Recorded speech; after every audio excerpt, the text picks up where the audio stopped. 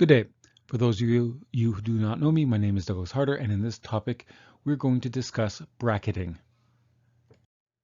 So in this topic, we will describe the tool of bracketing. To introduce this idea, we will review the binary search algorithm. We will then introduce the interpolation search algorithm. Finally, we will finish this with a discussion on the application of bracketing for finding solutions or approximations to solutions of analytic mathematical problems. Now, up to this point, we've looked at the tools of interpolating polynomials and Taylor series. And both of these are going to be used very often to find approximations to solutions to analytic problems.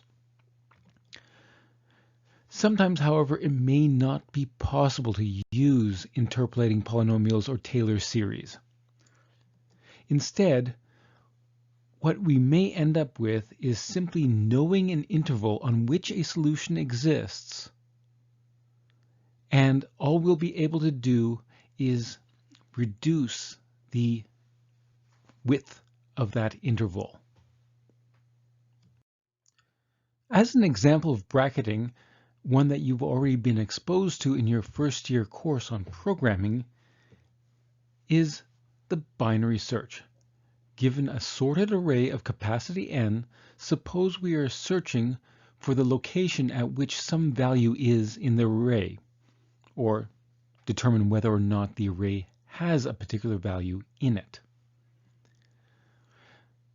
We may, for example, want to remove it from the array, or we may want to store additional information at that location with respect to a mapping. Now, initially, we only know that the entry we're looking for exists somewhere between indices 0 and n-1. The binary search algorithm says to examine the entry m, which is the floor of n divided by 2. Although with integers in C++, n divided by 2 automatically performs this operation.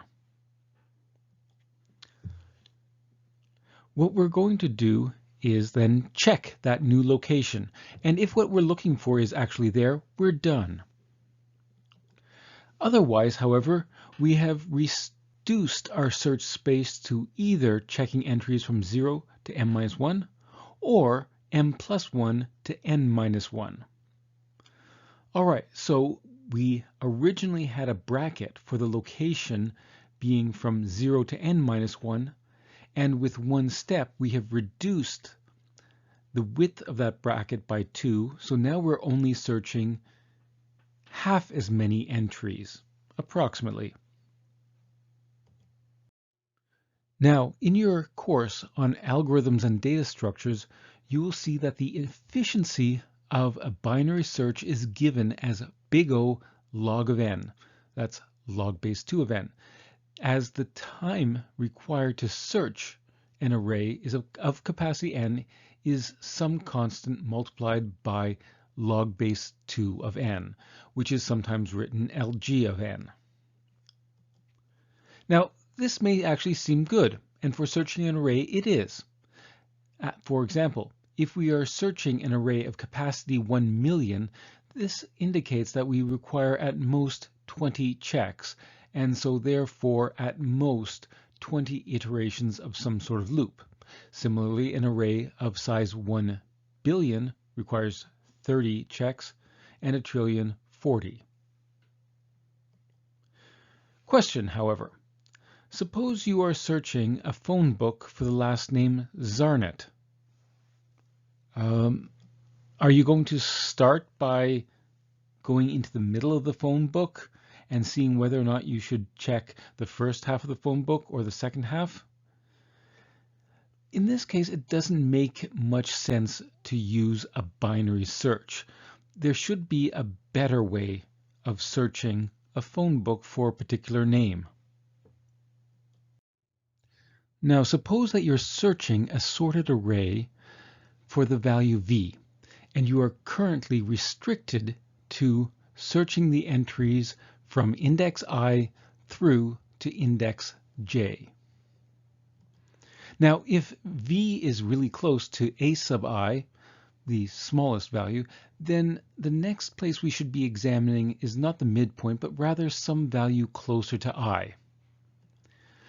If v is close to a sub j, the other endpoint, then the next location we should be examining should be closer to j. And of course, if v is approximately halfway between a sub I and a sub j, then the next place we should be examining is again close to the midpoint. Well, beyond the scope of the course, this formula actually works.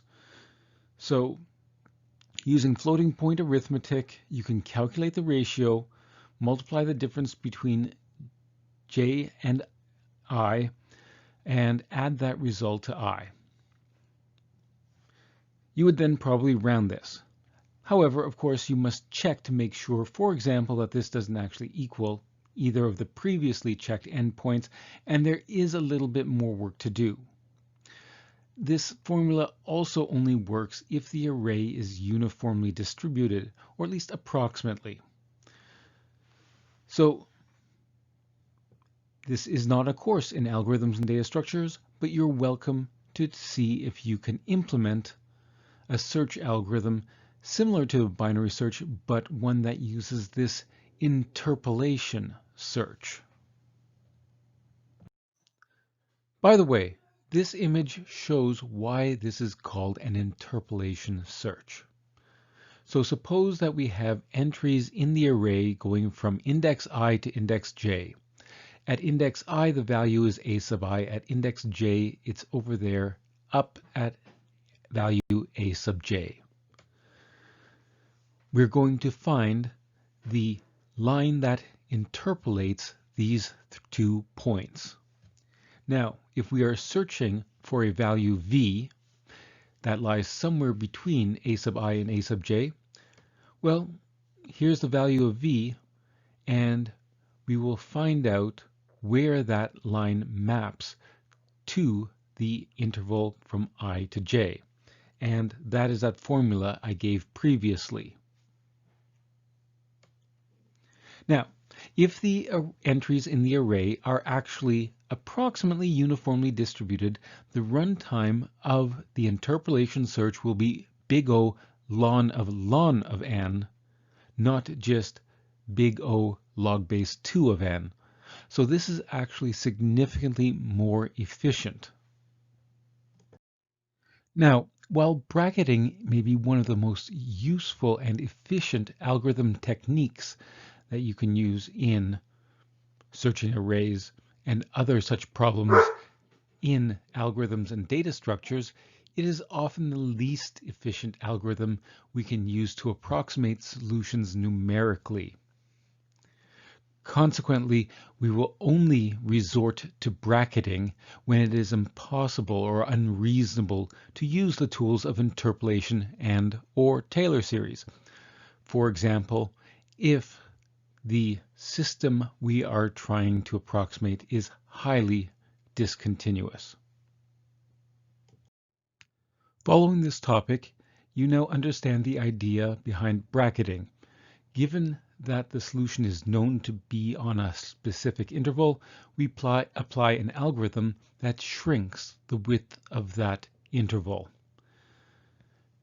We've also reviewed the algorithm of binary search, a bracketing technique you've already seen.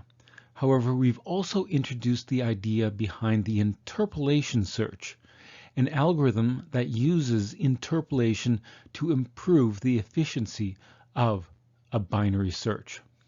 You are aware that bracketing, however, is less optimal for approximating solutions to analytic problems.